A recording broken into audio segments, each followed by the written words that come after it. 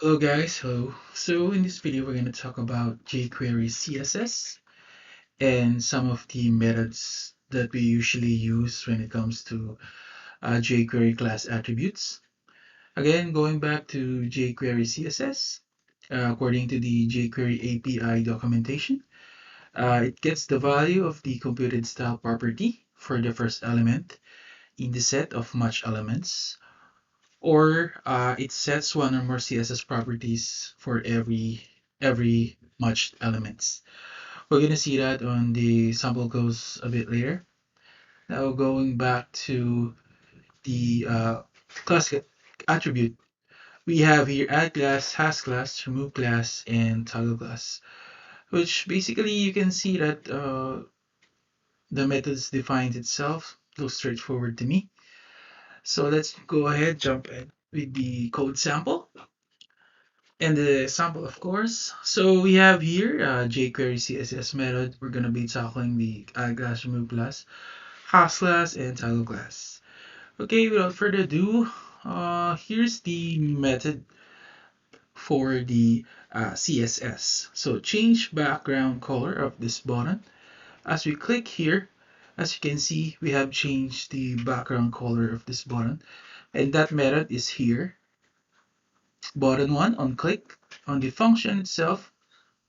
As you can see, we have used the CSS and changed the background color into, not sure what's the color, maybe it's a lime or something. And then as you can see on the console, we have shown the color of the text. So see this CSS color, the color of the text of the button. So probably it's gonna be black because RGB 000 is black. Okay, now moving on to the button 2. We're gonna change the background color, the text, and make the text bold. Let me close this console first.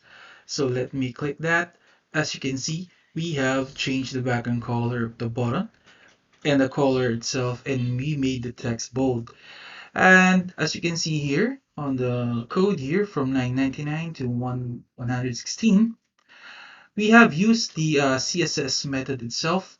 We have uh, passed the background color, we have passed the color and the font weight with its values. However, you may say, why not use an object literal? Yes, we can do that. So let me comment that out, and let's use this one. And let me refresh. As you can see, this too will be the same result as we click. There you go. So for me, I suggest that if you're going to have one or more property, I'm going to use this, the object literal. But if you're just going to use one style property, you can use it directly, this one. Now moving on, uh, we need to show how we can use the hasClass, addClass, and removeClass. Basically, it's just a straightforward thing. So we have here a class border with corner. Let me go to that class. It actually do what it does is basically adds a corner on the box for about 50 pixels. So when we click that button, this button, toggle rounded corners, as you can see, we just show that there's a round corner in it. And if that class has been added to the element itself, there you go. The moment we click it again, we're expecting that it should be removed. There you go. So one more time. So click there.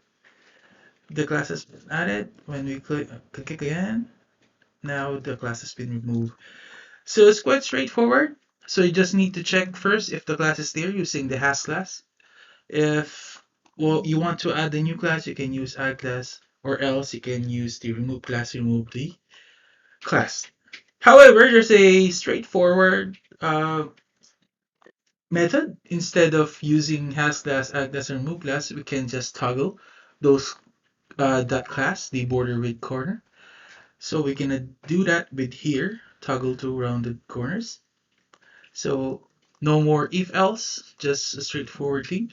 And if you want to see a happy dog, we can uncomment this out, save and refresh the page.